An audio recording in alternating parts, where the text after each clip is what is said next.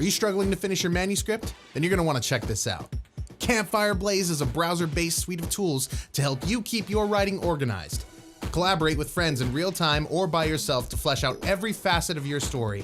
Develop your manuscript in Blaze's word processor, create characters, design your plot, and world build without restrictions. When you're done, easily share your story with your friends and fans. Expand Blaze's free version by purchasing tools you need and own them forever. Alternatively, build your own subscription so you're only paying for the features you need. Add modules for as little as 50 cents or unlock everything for a few dollars per month with a 30-day return policy. Keep up with the next generation of writers that are ditching napkin scribbles and disorganized spreadsheets by upgrading to Campfire Blaze. It's free during October's open beta, so check out the link in the description below. Hey everybody, welcome to the Dungeoncast. I'm Brian. And I'm Will. This is the podcast where we talk about everything Dungeons and Dragons, from spoopy spells to slurping slimes. And today we're talking about Shadows and Scarecrows.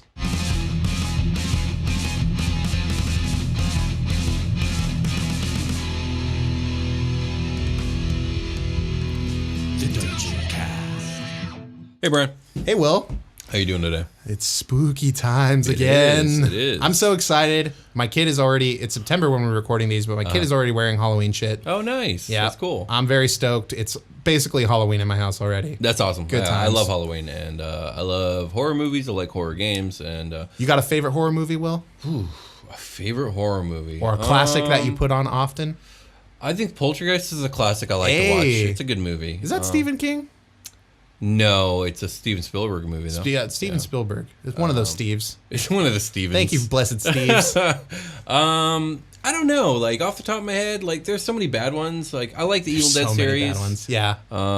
Those end up being like parodies later on, right? Yeah. Like they kind of change as they go. Yeah, absolutely. I remember enjoying The Grudge when I was in high school. That came out then. I throw on Shaun of the Dead, which I is love like a Shaun comedy. of the Dead. Yeah. I love Shaun of the Great Dead. movie. Yeah, absolutely. Hot Fuzz is pretty good too, but I mean, Hot Fuzz is also solid. I love it. yeah, Shaun of the Dead's where it's at for me.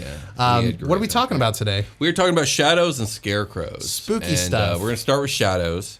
And this is actually one of my favorite of the spooky monsters in D&D, and I have some ideas that I have always wanted to do with these guys, but I've never done it. But Okay. We'll get into it. So, How do you kill a shadow? it's a great question. They address some of the shadow lore, like shadow physics, fantasy physics in Peter Pan.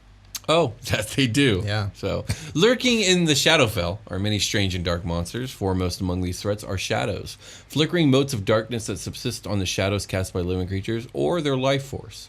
Depending on the edition you are playing, the lore depicts them as either incorporeal undead or dark and mysterious natives to the Shadowfell born from the plane itself. Ooh. Although, as we've discussed in the Shadowfell episode long ago, the Shadowfell was inherently tied to undeath, so why not both? Yeah, long ago. Long ago. Yeah, that was a while back. Yeah. I like the Shadowfell though. Yeah, the Shadowfell is inherently tied. Oh, yeah, I read that. Regardless of the type, category, or keyword of these monsters, their appearance and behavior is pretty much identical across all editions. Shadows, those sentient creatures, seem to be nothing more than patches of mobile gloom, more or less humanoid in shape. They are creatures of sentient darkness, hating life and light with equal fervor. These chaotic evil entities are the cause of much fear, death, and dark tales among the humanoid societies of Dungeons & Dragons, and they're most infamous for their life-draining touch, which bestows a painful chill of non-existence. Cool. Okay. So as one would imagine, D&D Shadow looks pretty much identical to a mundane shadow cast by a humanoid, with the exception of being a deep dark blackness regardless of any light source present. Okay. You guys know shadows, right? You know shadows? You guys have seen shadows? Everyone's got one of those, right? Yeah, yeah. Because of this, a shadow can be difficult to see in dark or gloomy areas, but stands out starkly in brightly illuminated places. You guys know shadows, right? You guys know how shadows work. I knew we were going to have this discussion. Yes, they look like fucking shadows, but I have to pad the episode, so here we go. And the shadow can disguise itself in a 2D silhouette against the surface or hide within any mundane shadow. It can also raise itself off of surfaces that exist in a 3D space. Okay, cool. So it can be like a hologram, pretty much. It can be like an actual like a thing. ghost? Yeah, Kinda like a ghost, kind of, yeah. All right. The image of the 5e monster manual appears to be a shadow disguised as the shadow of a man rising up from behind the man and strangling him to death. Dope. Which is cool if you want to look that up. A shadow can move through any space at least an inch wide, making escaping them extremely difficult. A shadow is 5 to 6 feet tall and is weightless. Well, is it always 5 to 6 feet tall? I mean, if it's like imitating. Well, when it's in its form, it can't imitate anything Oh. necessarily.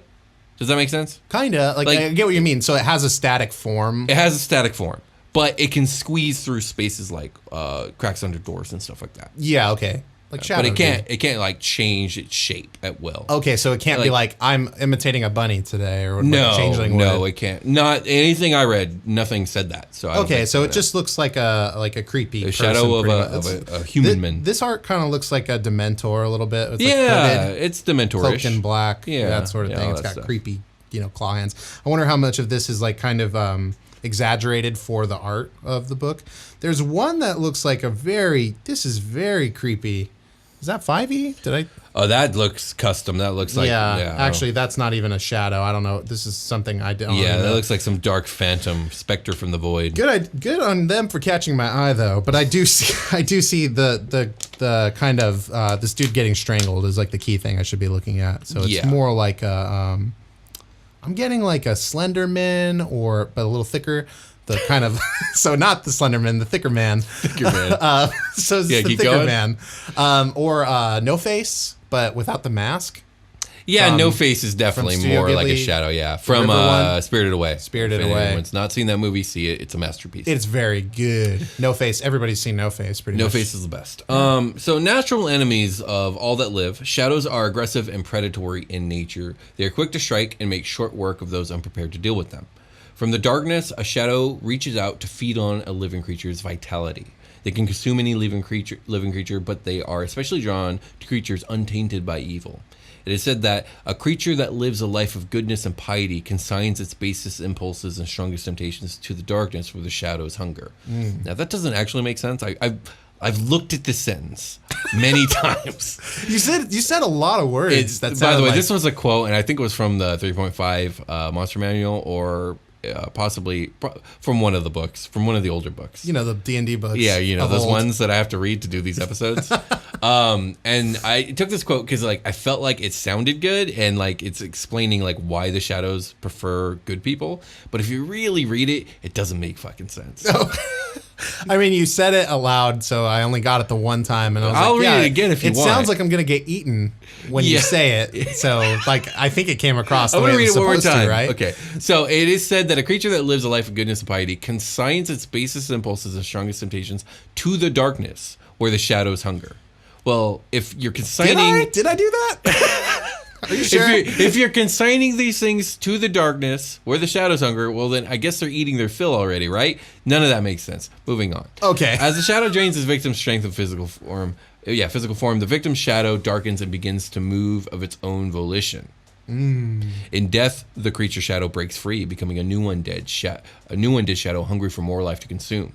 So this is get killed by one, become one. Okay. Yeah. Sure. This makes them extremely dangerous, as a single shadow can theoretically very quickly wipe out an entire town. As one becomes two, two become four, four become eight, and so on, until there are none left alive for the shadows to consume. Word of mouth is very powerful. So tell someone about the Dungeoncast. Become our shadows. Become our shadows, please. It is said that the number of shadows in the world is increasing every year, almost as if a powerful force is driving them. None are yet to uncover the power behind them, though, so perhaps the shadows' increasing presence is only a product of their propagation. It's probably somebody working from the shadows. Nice. That wasn't planned or scripted. It super wasn't. Good cues. If a creature from which a shadow has been created somehow returns to life, its undead shadow will sense their return. The undead shadow might seek its parent. Fuck! No! No! In order to vex. Cannot be! The undead shadow might seek its quote-unquote parent in order to vex or slay them. Whether the shadow pursues its living counterpart or not, the creature that birthed the shadow no longer casts one until the monster is destroyed.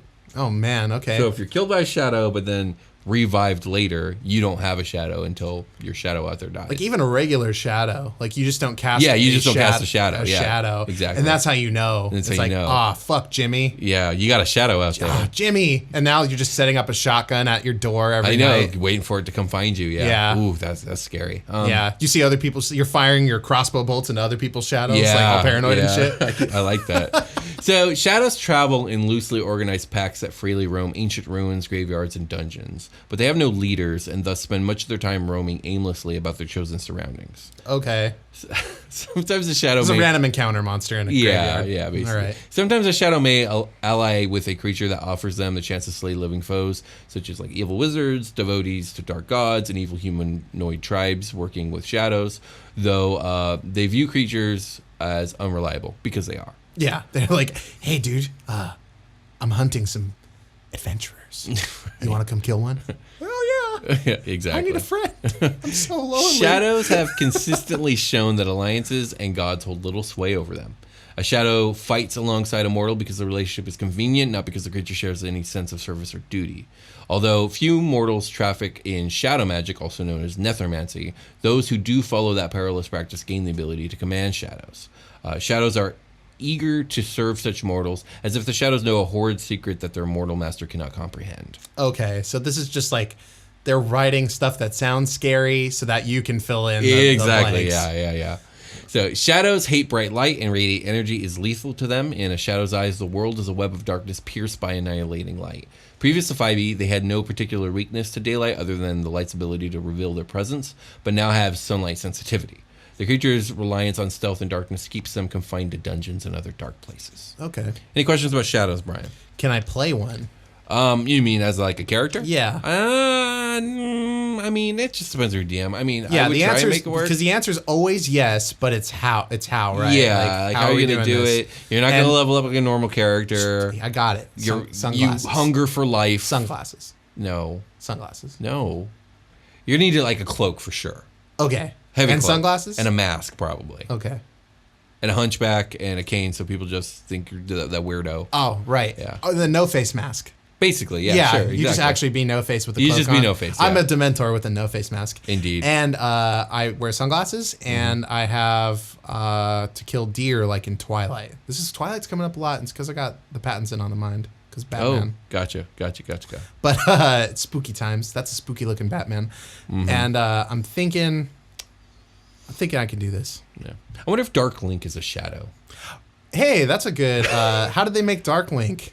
How come there's only one of those bad boys? It must have been hard, right? Because he is like your reflection in the pool. Yeah. Maybe it's just like the evil. Well, Shadow Link dates all the way back to Zelda 2.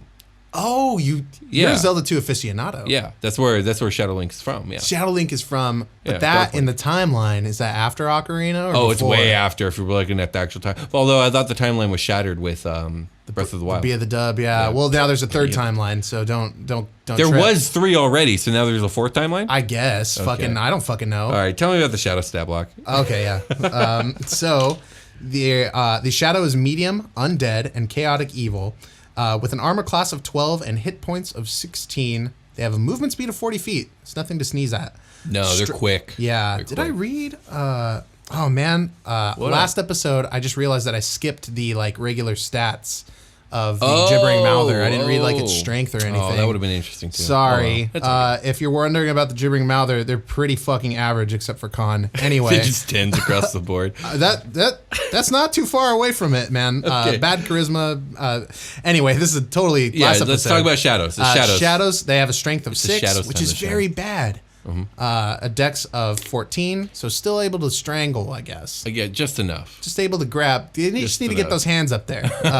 13 con, 6 intelligence, just a shadow. I guess it's harder to play this guy than I thought. Yeah, Not with the new 'Cause Tasha rules. They just like to kill. Wisdom is 10, and charisma is 8. Yeah. So the skills, stealth +4 or +6 in dim light or darkness. Nice flavor. It's hard to keep track of those little tiny pluses, though. Damage vulnerabilities, radiant. Yeah. And I'm so not used to keeping track of pluses anymore because 4th edition they were You did all that over a the ton, place. right? That now I'm way worse at keeping track of it because I never do. Because now it's like stuff like this, stuff where you're like, okay, well from here out, when you whistle, you trained in whistling, so you get plus blah blah blah. Well, that's so difficult. And then cover, I think you get cover's +3 and another one, 5 yeah. from cover. I always forget about that or whatever those numbers are. Damage resistances: acid, cold, fire, lightning, thunder. Bludgeoning, piercing, and slashing from non-magical attacks. So that's pretty beefy. Yeah, they're actually way stronger than their challenge rating would imply. Right, yeah, because of that, I think. And you're immune to necrotic and poison. That's why one of these things can fuck a town up. If a town, if it creates one. Let's say a shadow comes into a town, and it's just your average town, farming town. Why they the might long have face? Oh, it's because it's 5 in the afternoon. Right. Whoa. Okay, sorry. And the shadow comes in, like, no one's going to be able to stop it. Like, it resists everything. No one's going to even know it's around until it starts killing people. A townsfolk is going to do, like, 2 damage to this thing tops. Right. And, again, they won't know it's there until it kills someone. Once it kills someone, now you have 2. You know what I mean? Yeah. Like, and once those 2 kill, now you have 4, and already it's out of control. You're closing up the barn for the night. It's spiraling. You got a couple people helping you put the horses up. This whole town is done within the week. This is like 30 Days of Night, but with shadows. You killed all the strongest people in the horse farm. Yeah. And now they're shadows, and they're gonna go get the folks, and then they're gonna go get the bank. And I just like this idea. Have all the money.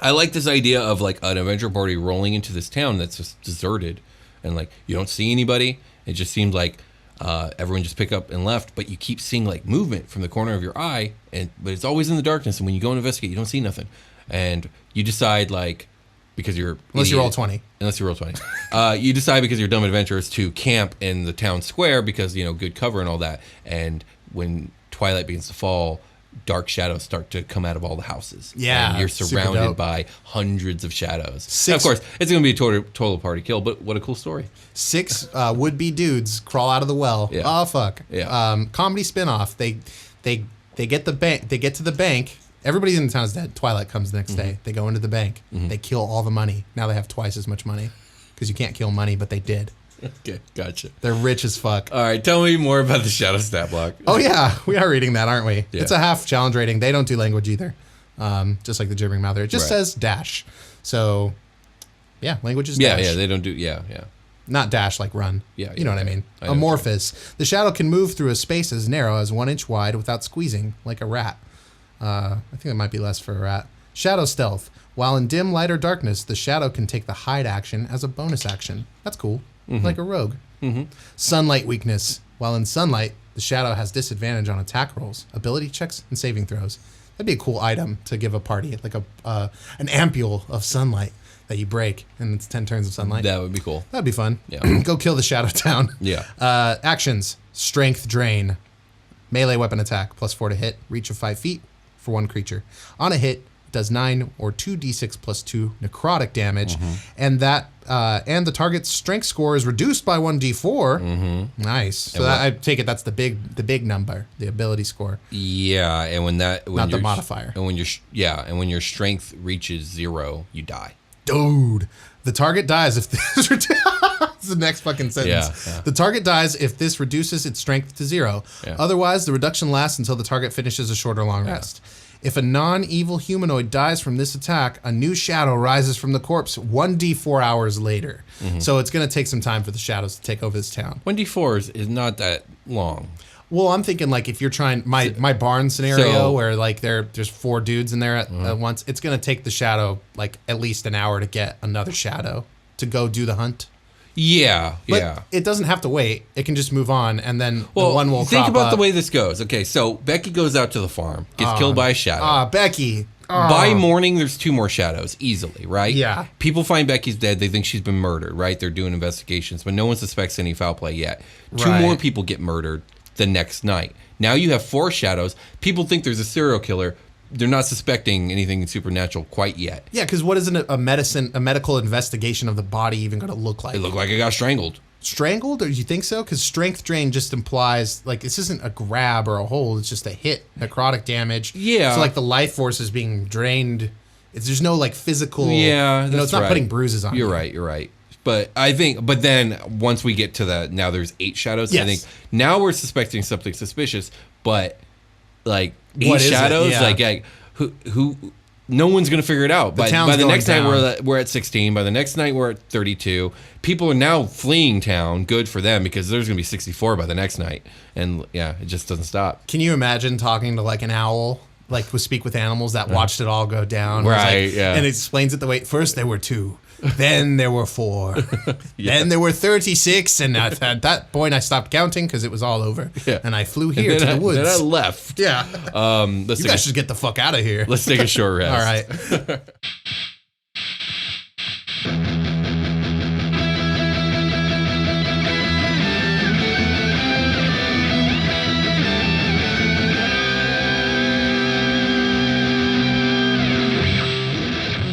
Hey everybody, be sure to check out Super Quest Saga, a future fantasy 5th edition D&D actual play podcast homebrewed and dungeon mastered by yours truly, me, and set in space. And I play in it, along with your special guest Jake and friend of the show, Josh Freeland. You can find it on YouTube, iTunes, or anywhere else you can get your podcasts. Super Quest Saga!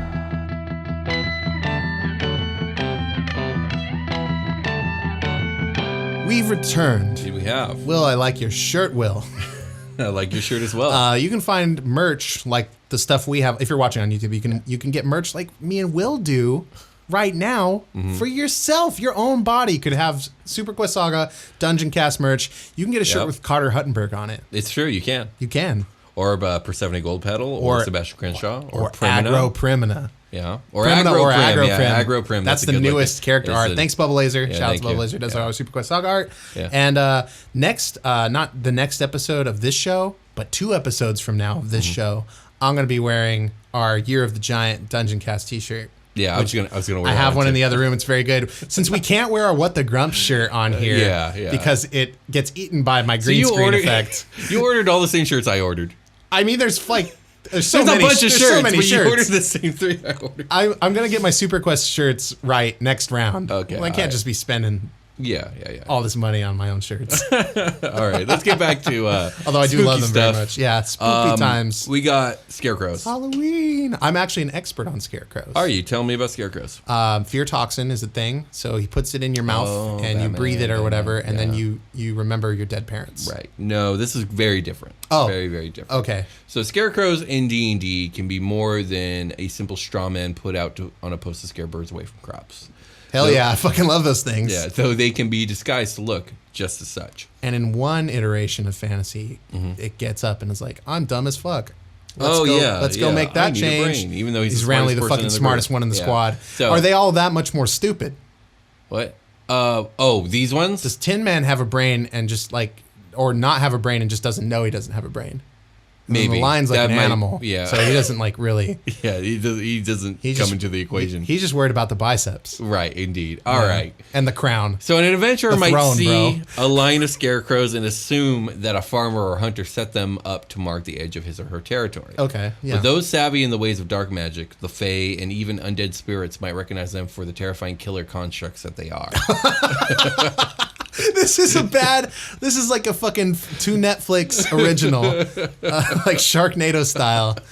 Yes, I love this. This is a movie trailer. Yeah, at harvest time, when death revisits the twilight world and summer's blossoms bow their withered heads, eerie scarecrows loom in silent vigil over empty fields.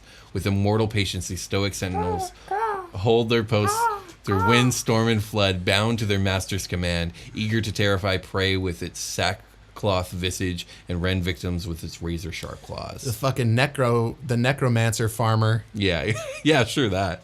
Is it cabbage heads or people heads? Yeah, exactly, yeah. So as one would expect, these creatures have the basic appearance of a mundane scarecrow at first glance. Hell yeah. Vaguely humanoid in shape, made of straw sticks and burlap sacks, and outfitted in old, dirty, basic clothing. Eyes cut out and a mouth stitched into the simulacrum's head, or maybe even a jack-o'-lantern in place of the head. But closer inspection of these creatures can reveal a sinister edge to their design. Those who create scarecrows often outfit their hands and feet with bladed fingers and toes. Oh shit. Their mouths may be equipped with teeth made of metal or bone. Behind their eyes, a malevolent presence can be felt, and from the corners of one's vision, they may detect the hints of movement or a scarecrow's eyes following them as they pass. And once they begin to move, their malevolent intent is undeniable. Oh yeah, because you know that they're either doing like floppy arms and legs and running at you like that with the blades in the end, or their whole fucking arm isn't able to wiggle because the whole thing is a sword. And it's just trying to hug The you. whole thing is He's just trying to grapple you. Yeah, sure, that. So the various editions of D&D present different origins of creation and nature of scarecrows. Second edition claims that scarecrows are enchanted creatures made from the same materials as normal scarecrows, but are magically animated by using a special manual or by a god answering the plea of a priest employing an animate object spell. Please, God. Please, God, make my scarecrow kill trespassers on my crops. Whether it be birds, aphids, whatever, dog. Yeah. I need it to fucking clean up shop. Keep these They kids keep out of my stealing field. my damn carrots and potatoes. The final step of this process is casting casting the quest spell is done. That's a typo. So you want to try again? The final step of the process is done during a new moon. That's okay. That's the basic of what I was trying to write there. So Okay, 4E, I like this one. 4E loves to make everything Fey related, and Scarecrows are no different. The 4E Monster Manual 3 states that although people in the material plane play Scarecrows to scare off birds, in the Feywild they serve as a dire warning of the consequences of trespass. Unlike the mundane scarecrows of the world, a scarecrow in the Feywild can clamber down from its perch to rip the entrails from anyone foolish enough to ignore it.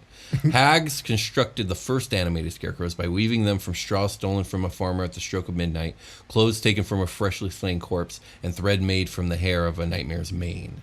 Years have passed since the creation of these creatures, and now animated scarecrows are common in the world as well as the Feywild. Cool. That's actually pretty cool. Yeah, I like that. You brought up hags, so there was a... if you want to, sorry for the mid-episode plugs, but if you want to join our Discord, it's a really cool place. It's a very cool place. D&D community. Yeah. It's got some Dungeoncast centric channels, but it's mostly just people talking about their games and their homebrew stuff. Right. But I do go into the Dungeoncast channel, and I'm not super consistent about it, but I ask for our alliterations these days. Yeah. That's fun to see what people come up with, and one of them is Velocity again, coming up with hacky sacking hags. And now I can't think about the hags. coven without thinking about them kicking it outside. I can see what you're talking about. All right. Well, 5e claims the Scarecrow is an animated construct given sentience by binding of the spirit of a slain evil creature, granting it both purpose and mobility. It is this uncanny presence from beyond death that allows the Scarecrow to inspire fear in those it gazes upon. Hags and witches often bind Scarecrows with the spirits of demons themselves, but any evil spirit will do. Okay. Although aspects of the spirit's personality might surface, a Scarecrow spirit doesn't recall the memories it had as a creature, and its will is focused solely on serving its creator. So, normally the process of crafting a Scarecrow requires months of careful, precise work.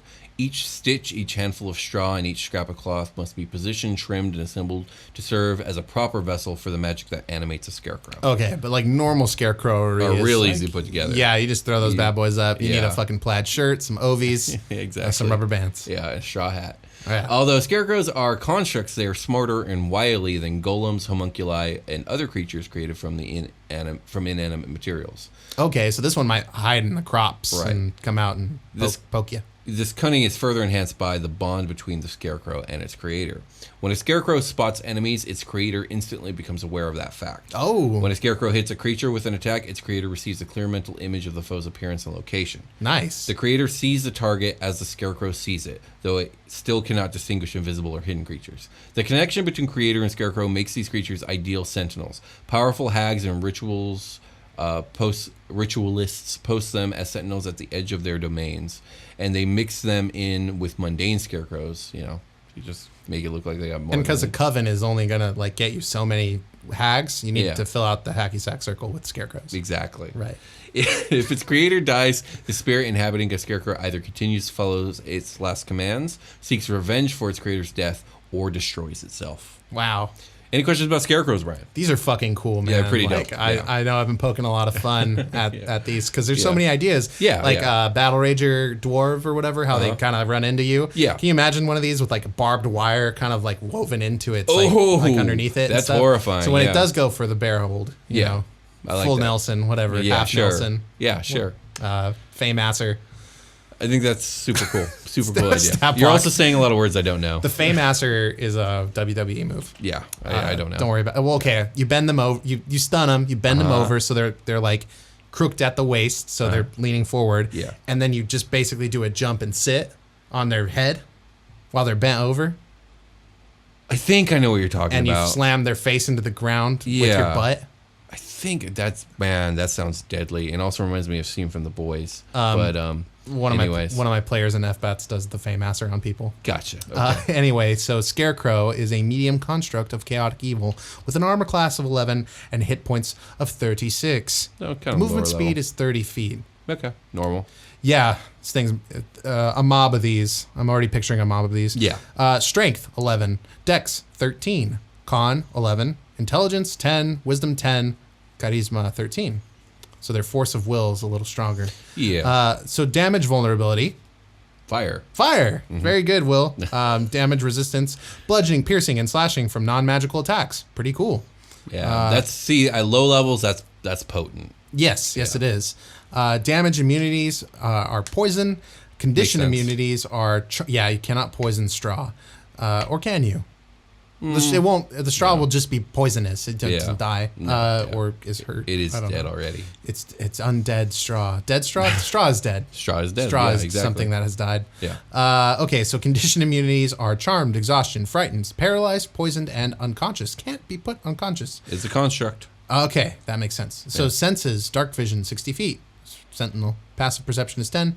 Languages, understands the language of its creator but can't speak, with a challenge rating of 1, which probably is not super realistic with you're talking low level stuff. Yeah, but 1 at low level is really strong. You're right about that. I'm just thinking back to the damage resistance again. Yeah. But I think the fire thing could be fun because low level characters learn like burning hands. Oh yeah, That's real, cool. yeah. This is magic problem. This is a cool. Maybe 2 of these guys at levels 1 or 2, like in a field, as long as you do have a spellcaster with fire spells. Yeah, or just like really high AC guys, I guess. Yeah, that too. Yeah, it'd be a tough fight, but it'd be a good fight. Right. These guys could make for a good fight done right. Yeah. False appearance. While the scarecrow remains motionless, it is indistinguishable from an ordinary inanimate scarecrow. So when I'm playing games, I feel like it should be these kinds of like abilities should be underlined and like honored, I guess. Yeah, to a certain degree. It's like just this is unbeatable by the dice, is what I think. Yeah, I think so. I know they're supposed to be identical, and like I think they can be made to be identical. But like a lot of the art that you see of them, and a lot of the descriptions I've read of them, like these motherfuckers got razor blades on their hands. That's not normal. You know what I mean? I'm thinking like they can hide that magically, like a mimic. When a mimic is stationary, it can. I'm mostly thinking like, okay, this thing's gonna Wolverine its blades out when it's time to go to town. I like that. That's cool. No, Yeah. I see what you mean. That's really cool. So I think when you have, because with the mimic, like a player can be like, the mimic says it's like indistinguishable. You cannot tell that thing's a door or a chest or other. There's no way of knowing unless you know. There's no way of knowing unless you put it there or like somebody told you. Yeah, exactly. That's a mimic. You have to know it was a mimic in the first place. Right, and that I feel like that should go for the mimic 100%. For this, I see what you mean. I don't do a lot of hard rules as a DM. Yeah. This is one I think I'm gonna stick by. And I think I can see why, and I like how you made it work for the Scarecrow. Yeah. So the multi attack is gonna be the Scarecrow makes 2 claw attacks, which is cool, like the Wolverine thing again. I'm getting some Peaky Blinders vibes. I've never really seen it. They're a gang in London in the Industrial Revolution. They take their hats off, those little paperboy hats, and they've got razor blades lined in them, and they blind the fuck out of people with them. Shit. So that's kind of cool. Just like, do they swipe the hat itself? They take the hat off and they swipe it across the guy's face. Wow. It's like Frisbee style almost. Interesting. I'm picturing that. The claw is a melee weapon attack with +3 to hit, a reach of 5 feet, 1 target. It's going to do 6 or 2d4 plus 1 slashing damage. If the target is a creature, it must succeed on a DC 11 wisdom saving throw or be frightened until the Scarecrow's next turn, which that's really cool to like actually put the scare into people with the Scarecrow. Yeah, I like that. That's fun. It's pretty neat. Terrifying glare. The Scarecrow targets one creature it can see within 30 feet of it. If the target can see the Scarecrow, the target must succeed on a DC 11 wisdom saving throw or be magically frightened until the end of the Scarecrow's next turn. Right. The frightened target is paralyzed. So that's kind of cool. Yeah, it's got a lot going on for such a low CR thing. I like it. Did we talk about a 4E like upgraded Scarecrow that I forgot about already? No, we didn't talk about it, but 4E had 3 Scarecrows, and they all had, like, especially you have the Scarecrow Skewer and the Scarecrow Terrifier. That's what I was kind of fishing for, and that sort of thing. It had that stuff. I didn't write any of it down, though. Because I think I've seen art of these Scarecrows with, like gnashed teeth. So a bite attack would have been cool in here. Oh, yeah, exactly, yeah. But those are really easy to homebrew in. Exactly. Bite attack. They are. And we've said that 100 times. It's easy to homebrew these creatures. Yeah. I always find myself tweaking monsters constantly. Yeah, because these are like, they're hand tailored for like the caster or whoever made it. So I think it would be really cool to put like a personal touch of that. Exactly. Like an insight into who this is and what they think about. is scary and shit. Like, one with like smiling, a jack-o'-lantern scarecrow with the jack-o'-lantern head having the gnashed teeth. Yeah, exactly. That's a cool look. The Wolverine claws. The swords has arms. Right, yeah, sure. But the sword is, I want to be clear, the sword is inside like the shirt with the hay. It's just like the stick you would use to make the arm straight. It's just a fucking bastard sword or something. Yeah, I like that. That's cool. You're there with me. Alrighty, I think it's time we got ready for our long rest. It's time to sleep, motherfuckers. What's up, everybody? Before we get into the long rest, I want to tell you all about Adventurers Coffee Company. Whether you need advantage on your concentration checks or you just want a cup of something hot and delicious, Adventurers Coffee Company has you covered, and I mean full cover. That means no targeted attacks. They've got some really awesome beans, including new additions like Ragnarost and the seasonal pumpkin spice Stranger Beans. And the art on these bags is so awesome. You guys really need to check it out. And right now, you can use promo code Dungeoncast to get 10% off your next purchase. That's right. Head on over to adventurerscoffee.co to see their full selection of excellent beans for brew. That's adventurerscoffee.co. And don't forget to use promo code Dungeoncast to get 10% off your next purchase. Observe my feet, William, and be scared. Oh gosh. Oh gosh. Yeah, it's just Wolverine down there. Oh, okay. I thought it was gonna be more thematic. No, they're little. These are nice. These are nice slippies. A gift from Demogorgon. They are. It's just my feet wearing plaid shirt. Mm-hmm. So my ankle is like where the head of the Scarecrow would be, and then I'm kind of liking these vibes. These kind of slippy. Sure. So the foot section looks like the body of a Scarecrow, so it's actually got little arms and legs coming off of it, and it's got this. Okay. It's gotcha. I don't know. It doesn't have a face, but you can tell you are the face. There are daggers in the feet of the Scarecrow. So my slippy foot has two little Scarecrow feet on it that are razor bladed out. Yeah. Well, that sounds like a weapon. That's what that sounds like. That kick and stab. Thanks, Demogorgon. For the nice, comfy slippies. Thanks for the present. These are also LL Bean, but they are. Well, do you know what LL Bean is? Nope. They're very high end slippers. They're like $60 for these slippers. Oh, it's like a brand name. Yeah, a brand. Gotcha. LL Bean. Okay, yeah. Because every time I go to make the joke, I'm expecting to get a kick out of you, but I'm not, and I think it's because you don't know what LL Bean is. I had zero concept. A lot of people might not know what LL Bean is, but if you look them up, sorry for the random LL Bean plugs, but I bought my sister. Wish we were being sponsored. I bought I know, right? Hey, LL Bean, do you like D&D? We got a whole slipper section of the show. Yeah, you can do a lot of stuff with the shit I've said. I bought my sister some LL Beans for Christmas one year, and she was like stoked about them. For sure. They lasted forever. Are they like really good slippers? They're hardcore, yeah. Okay, they make like cool. moccasins and stuff, like that sort of thing. I think they make lots of stuff. But what I'm trying to tell you is that these slippers are so fucking nice. The next thing we got to talk about is our contest. Yes. Rime of the Frost Maiden is over, but the same thing's pretty much going on with 2 revamped Curse of Strahd things, modules. Yes. Yep. You can get them. But you got to do stuff. You do. On Twitter, all you have to do is share a link to an episode of one of our shows with the hashtag Dungeoncast, so you'll be entered to win. I'll be drawing a name on Halloween night. That's right, baby. And I'm doing the Instagram one. Tag a friend in the comments. 1 comment, 1 tag gets you 1 entry. So you can do it a bunch of times. The whole point is to spread the word about the Dungeoncast or Super Quest Saga or DD5 or whatever show that we make that you like to people that don't watch it yet that potentially would. Indeed. That's the whole thing. That's the whole idea. So we just want to promote the show and give a couple of people out there something real nice to take a bite out of on Halloween night.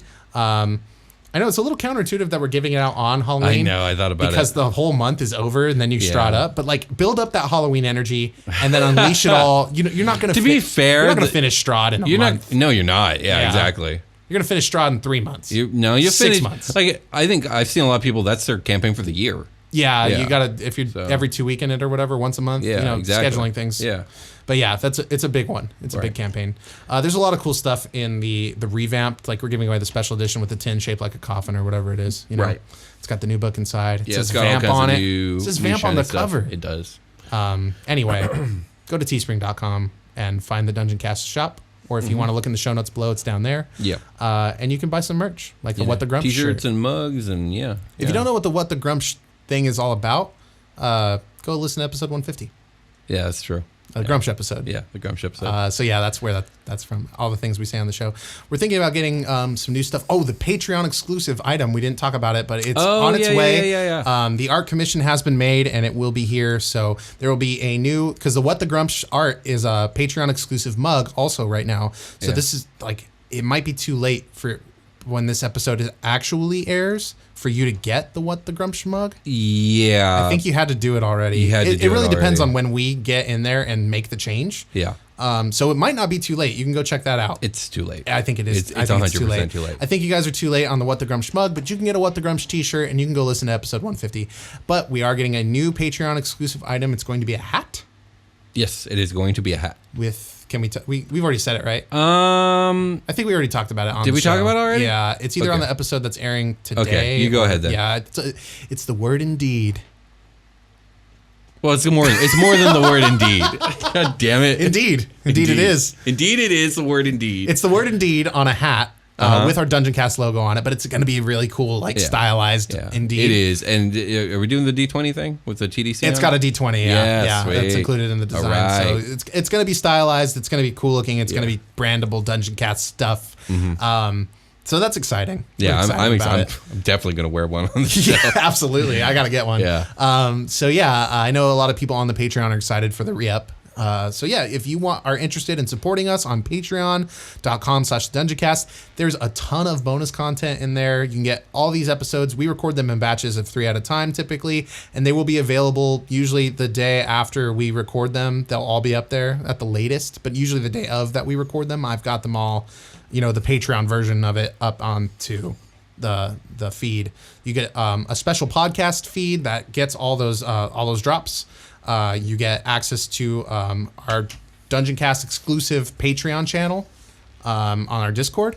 You get so much shit. Live actual play comedy games. And then there are obviously the merch tiers. So that's where you're going to go find all that stuff.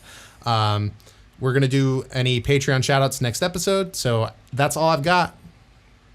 Yeah, sounds good. I think we can call it a game. Let's call it a game. We'll talk to you guys later. Bye.